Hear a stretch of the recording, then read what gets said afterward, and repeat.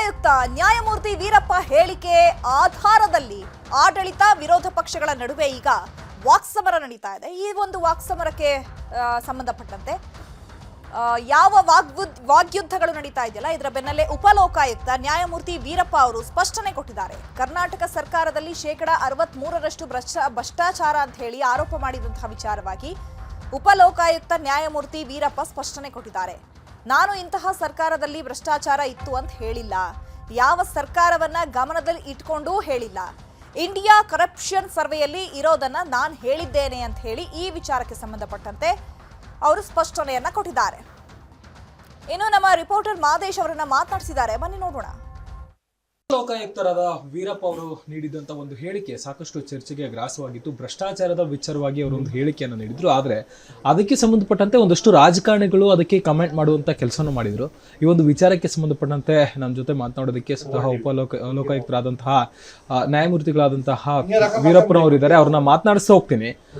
Sir, ಈ ಒಂದು ವಿಚಾರದಿಂದ ನೀವು ಕೂಡ ನೋಡ್ತಿದ್ರೆ ಸರ್, ಒಂದಷ್ಟು ದಿನಗಳಿಂದ ನೀವು ಹೇಳಿರುವಂಥ ಹೇಳಿಕೆ ಏನು, ಮತ್ತೆ ಅದನ್ನು ಕಮೆಂಟ್ ಮಾಡ್ತಿದ್ದಾರಲ್ಲ ರಾಜಕಾರಣಿಗಳು, ಇದ್ರ ಬಗ್ಗೆ ನಿಮ್ಮ ಅಭಿಪ್ರಾಯ ಏನು ಸರ್?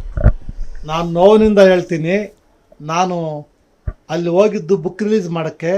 ಆ ಬುಕ್ ರಿಲೀಸ್ ಆದಮೇಲೆ ಆ ರೈಟ್ರಿಗೆ ಒಂದು ರಿಕ್ವೆಸ್ಟ್ ಮಾಡಿದೆ. ನಾನು ಮೊದಲಿಂದ ಸ್ವಲ್ಪ I am against corruption by childhood. ನಾನು ಅಗೇನ್ಸ್ಟ್ ಕರಪ್ಷನ್ನು. ಅದು ನಾನು ಯಾವುದೋ ಸ್ಪೀಚಲ್ಲಿ ಹೋದು ಕರಪ್ಷನ್ ಬಗ್ಗೆ ಹೇಳ್ತೀನಿ. ನಾನು ಜಡ್ಜ್ ಆಗಿದ್ದಾಗಲೂ ಹೇಳ್ತಾ ಇದ್ದೆ, ರಿಟೈರ್ಡ್ ಆದ್ಮೇಲೆ ಹೇಳ್ತಾ ಇದ್ದೆ, ಇವಾಗ ಉಪಲೋಕಾಯುಕ್ತ ಊರೂರಿಗೆ ಹೋಗ್ತಾ ಇದ್ದೀನಿ, ಅಲ್ಲಿ ಮಕ್ಕಳಿಗೆಲ್ಲ ಹೇಳ್ತೀನಿ ದೇಶದ ದೊಡ್ಡ ಪಿಡುಗು ಕರಪ್ಷನ್ ಅದು ತೆಗಿಬೇಕು ಅಂತ. ಆ ಕಾಂಟೆಸ್ಟಲ್ಲಿ ನೀವೆಲ್ಲ ಸಂಪಾದನೆ ಬೇಕಾದಷ್ಟು ಮಾಡಿದಿರ, ಸಾಕು, ದೇಶ ಈ ಗತಿಯಾಗಿದೆ, ನೀವೆಲ್ಲ ಲಾಯರ್ಗಳು ಮುಂದೆ ಬರಬೇಕು. ಮಹಾತ್ಮ ಗಾಂಧಿ ಹೋರಾಟ ಮಾಡಿದ ಸ್ವಾತಂತ್ರ್ಯ ಬಂತು ಆ ಕಾಲದಲ್ಲಿ. ಮತ್ತು ಏನು ಇವಾಗ 79 ವರ್ಷ ಈ ಭ್ರಷ್ಟಾಚಾರ, ಅದಕ್ಕೆ 79 ವರ್ಷ ಆಗಿದೆ ಭ್ರಷ್ಟಾಚಾರಕ್ಕೆ. ಅದನ್ನು ಹೋಗಲಾಡಿಸ್ಬೇಕು, ತೊಂದರೆ ಆಗುತ್ತೆ. ಇಂಡಿಯಾದಲ್ಲಿ ವರ್ಲ್ಡಲ್ಲಿ 180 ಕಂಟ್ರಿಗಳಲ್ಲಿ 96ನೇ ಸ್ಥಾನ ಇಂಡಿಯಾಗಿದೆ. ನಮ್ಮ ರಾಜ್ಯ ವಿತಿನ್ ಕಂಟ್ರಿ ನಮ್ಮ ಸ್ಟೇಟು 5ನೇ ಸ್ಥಾನದಲ್ಲಿದೆ, 63% ಅಂತಿದೆ ಅಂತೇಳಿ.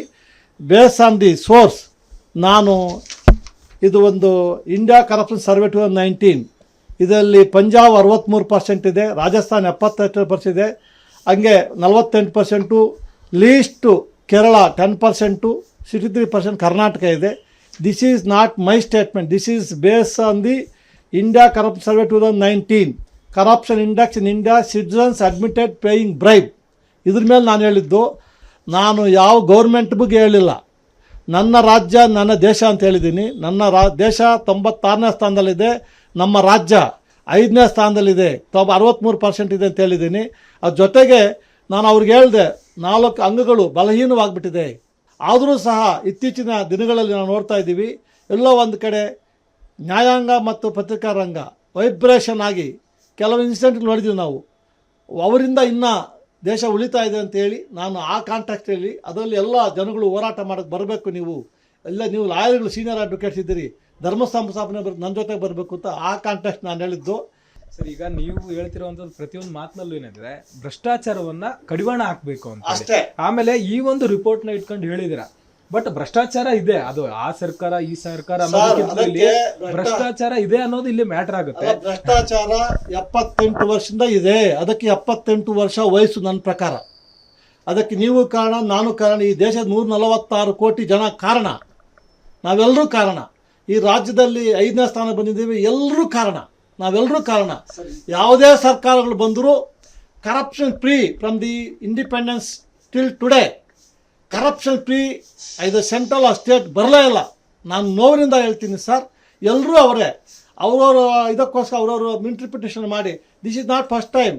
ನಾನು ಜಡ್ಜ್ ಆಗಿ ಯಾವಾಗಲೂ ಹೇಳಿದ್ದೀನಿ ಇದನ್ನು, ದೇಶ ಕರಪ್ಷನ್ ಹೋಗಬಾರ್ದು ಅಂತ. I am dead against corruption. ಆದ್ರೆ ಈ ಒಂದು ವಿಚಾರವನ್ನ ರಾಜಕಾರಣಿಗಳು ಯಾಕೆ ಅಲ್ಲಿ ಮಿಸ್ಕಮ್ಯುನಿಕೇಶನ್ ಮಾಡ್ಕೊಂಡು ಕಮೆಂಟ್ ಕೇಳ್ಬೇಕು ಸರ್, ನನಗೆ ಅರ್ಥ ಆಗ್ತಾ ಇಲ್ಲ. ನನ್ನ main aim is to prevent the corruption. ಆ ಲಾಯರ್ಗಳನ್ನ ರಿಕ್ವೆಸ್ಟ್ ಮಾಡಿದ್ದೀನಿ, ದಯವಿಟ್ಟು ಏನು ಮಾಡಬೇಕು, ಇದಕ್ಕೆ ಎಲ್ಲಿಂದ ತಡಿಬೇಕು ಇದನ್ನು ಅಂತ ಆ ಥರ ರಿಕ್ವೆಸ್ಟ್ ಮಾಡಿದ್ದೀನಿ. ಅದಕ್ಕೆ ಐ ಡೋಂಟ್ ನೋ, ಅದು ದೊಡ್ಡ ಅಪರಾಧ ಅಂತ ಇವರು ಬಿಂಬಿಸಿದ್ದಾರೆ.